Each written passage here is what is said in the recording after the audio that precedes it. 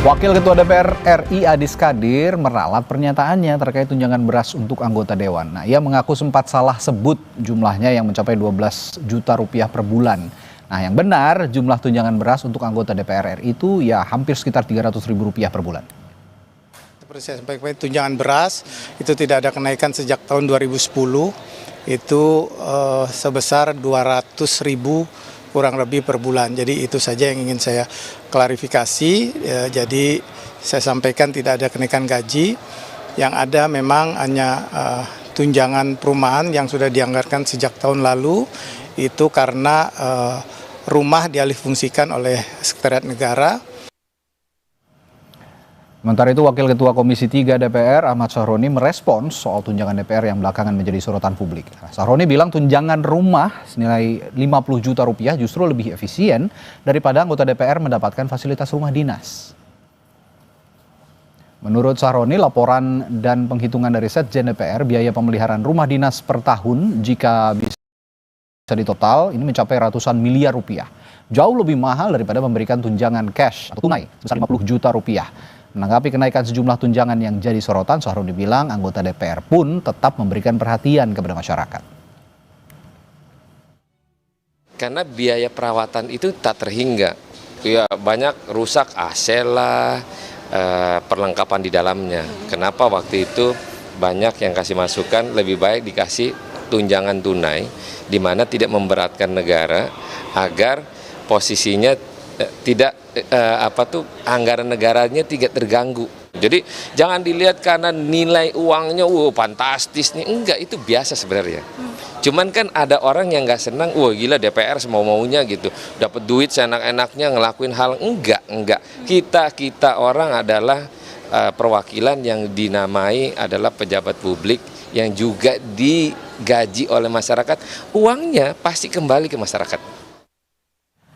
Kita bahas masalah kenaikan tunjangan anggota DPR RI ini bersama Sekjen DPR Indra Iskandar dan Direktur Kebijakan Publik Selyos Media Wahyudi Askar. Selamat malam Bapak-Bapak. Selamat malam. Terima kasih sudah hadir di studio. Tentu saya ke Pak Sekjen dulu nih.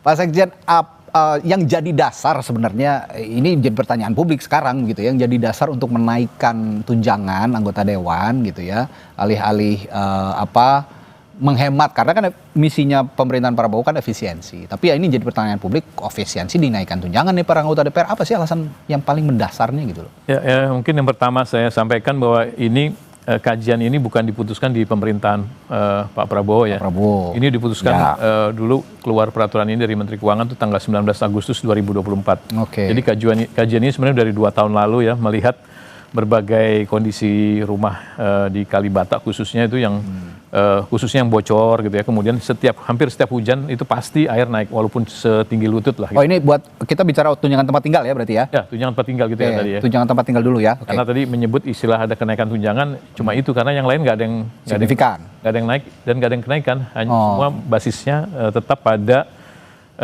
PP nomor 75 tahun 2000. Semua basis penghasilan dewan tetap berdasarkan itu ya. Oke. Jadi kecuali ada dana-dana kegiatan yang itu memang didasari pada peraturan Menteri Keuangan. Tapi selebihnya itu semua masih 26 tahun lalu ditentukan besaran-besarannya. Jadi kalau berkaitan duit yang tadi 50 juta itu diputuskan memang sudah pada periode lalu. Periode lalu diputuskan. Oke. Nah, tapi bagaimana dengan yang dikatakan oleh pimpinan DPR Pak Adis Kadir juga tuh, tadi juga sempat kita tampilkan di berita pengantar. Ya kalau tadi yang 12 juta slip tang kayaknya ya, salah dikoreksi menjadi 200 ribu. Tapi ada juga menyebut tunjangan bahan bakar, tunjangan bensin katanya. Itu kenaikannya sampai berapa ya kalau saya tidak salah? Sampai 7 juta begitu. Bukan, saya jelaskan tunjangan bensin 3 juta. Jadi 3 juta tunjangan bensin. Bukan kenaikan, itu baru dapat mulai bulan Mei kemarin. Oh, sebelumnya tidak ada. Tidak ada tunjangan bensin. Ada, ya. Baru ada tunjangan bensin. Bulan Mei kemarin sebesar 3 juta rupiah. 3 juta. Oke. Jadi kalau yang signifikan, kalau lebih rinci lagi, rumah yang paling besar, tempat tinggal 50 juta dan tadi bahan bakar. Bahan bakar.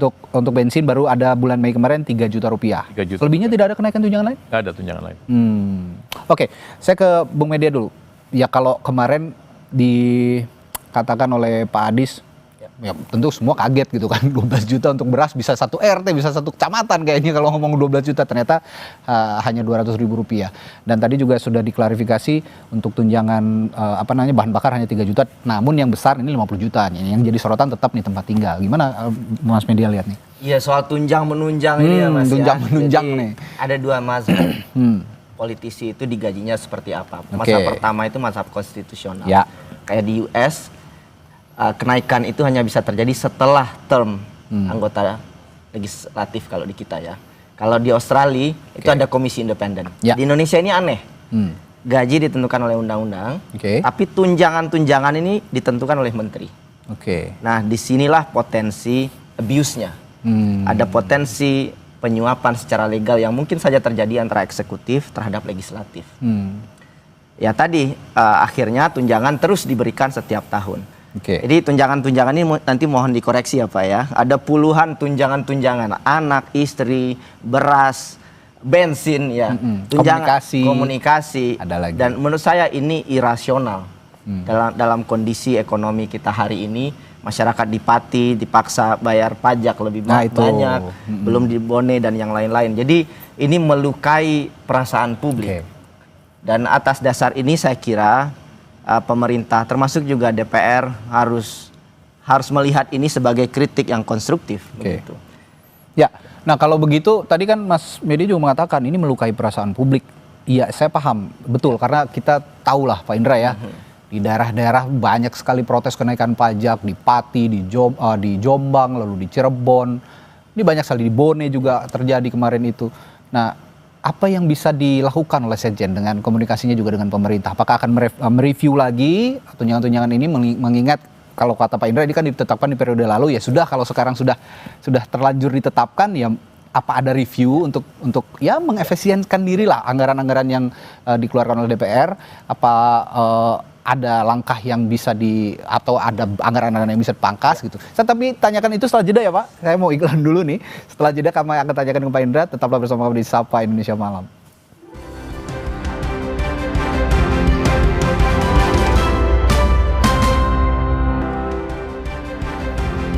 Sebelum jeda tadi saya tanya ke Pak Indra Iskandar sebagai Sekjen DPR. Kalau memang bolehlah ditetapkan periode sebelumnya. Artinya kan dengan situasi kondisi yang current seperti saat ini, dengan misi efisiensi pemerintah, lalu juga ya banyaklah peristiwa-peristiwa ekonomi yang mengguncang kehidupan masyarakat seperti PHK di mana-mana, lalu juga kesulitan mencari kerja sekarang. Apakah nggak ada kebijakan atau komunikasi juga lah sama pemerintah untuk mereview kembali kebijakan-kebijakan kenaikan tunjangan ini, Pak Indra? Ya kan sebenarnya kalau kita ngomong teknis gitu ya, rumah ini sudah dikembalikan kepada negara gitu ya. Kemudian juga ada kewajiban negara untuk memenuhi hal-hal semacam itu gitu ya. Dan sebenarnya lembaga-lembaga tinggi lain juga semua tunjangan itu ada. Cuma kalau di DPR kan ribut ya. Lembaga-lembaga lain damai-damai aja sebenarnya. Gitu ya. Jadi sebenarnya dan jumlahnya juga lebih besar sebenarnya. Jadi sebenarnya ini sudah sangat moderat. Kalau jadi pertanyaan-pertanyaan yang teknis semacam itu memang ini kan kita secara jujur juga harus katakan bahwa kondisi objektif dalam pengelolaan keuangan tuh antara rumah dengan diberikan dalam bentuk uang memang akuntabilitasnya lebih aman dalam bentuk uang karena pemeliharaan rumah itu besar dan itu berpotensi memang ada fraud dan lain sebagainya. Gitu. Jadi fraudnya untuk maintenance-nya itu tadi? Ya kalau rumah itu kan bisa berbagai tafsir kan, intinya jumlah pemeliharaannya, yang diperbaiki seberapa besar segala macam gitu ya. Tentang kendalinya terlalu besar. Tapi kalau dalam bentuk uang, saya sudah bekerja sama juga dengan beberapa bank himbara, anggota DPR yang mau menyewa dalam 2-3 tahun ke depan itu, mereka dapat uang dan mereka mencicil ke bank dan lewat kami, mereka nggak terima uang lagi. Ada juga yang mereka mencicil rumah di pinggiran Jakarta gitu, itu lewat kami, bank himbaranya langsung memotong langsung dari kami. Jadi itu juga menurut saya satu alternatif untuk ke depan. Atau begini Pak Indra, mungkin nggak kalau misalnya tunjangan-tunjangan diberikan itu sifatnya lamsam, jadi nggak diberikan mau berapapun habisnya segitu diberikannya gitu. Jadi sifatnya reimbursement gitu, nggak lamsam. Ya mekanisme itu sebenarnya bukan DPR mutusin ya. Jadi dalam akuntansi negara tuh memang sudah ada standar-standarnya gitu. Termasuk salah satunya adalah dalam cara pemberian uang semacam itu. Sebenarnya buat DPR kalau dibuat lamsam jauh lebih enak juga gitu ya. Mereka di ini.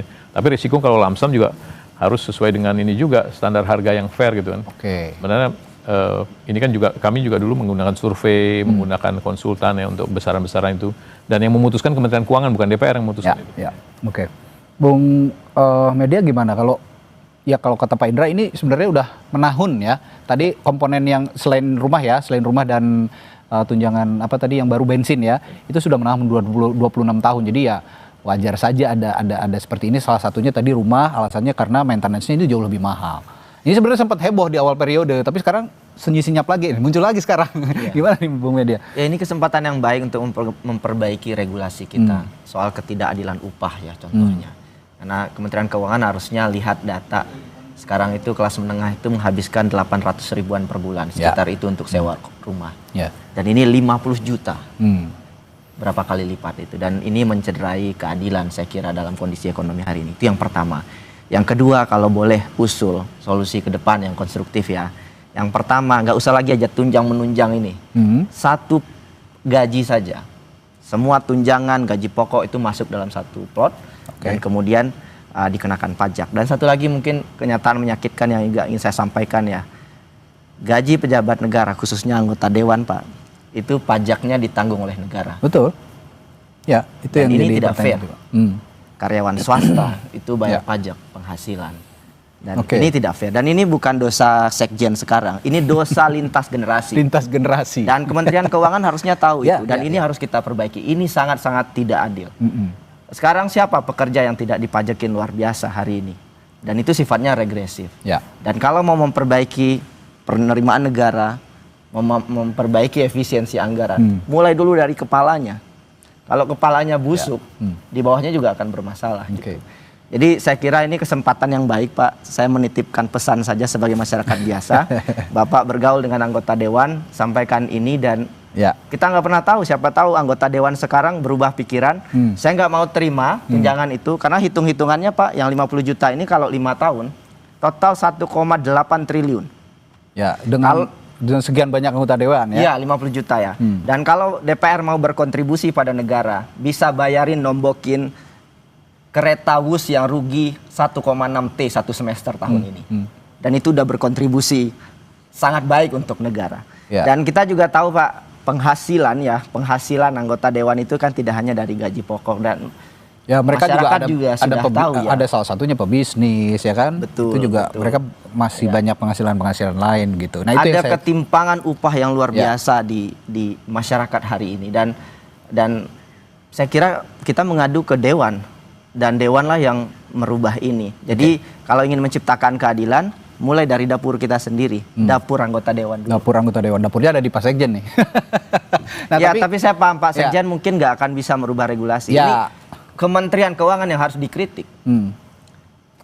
Tidak boleh kemudian ada tunjangan yang kemudian diberikan tanpa kemudian ada argumentasi yang jelas. Saya sepakat dengan survei Pak, tapi survei mana yang digunakan untuk besaran 50 juta ini, angkanya dari mana digunakan oleh Kementerian Keuangan? Itu harus dijawab oleh Kementerian Keuangan. Kita juga akan coba hadirkan nanti lain waktu ya Kementerian Keuangan untuk juga bisa mempertanggungjawabkan apa dasarnya untuk memberikan tunjangan anggota dewan di tengah misi efisiensi pemerintahan Presiden Prabowo. Tapi gini, yang jadi juga saya melihat ada sedikit melukai hati publik ketika Wakil Ketua DPR Adis Kadir juga mengatakan bahwa ya mungkin Menteri Keuangan kasihan sama anggota DPR katanya gitu.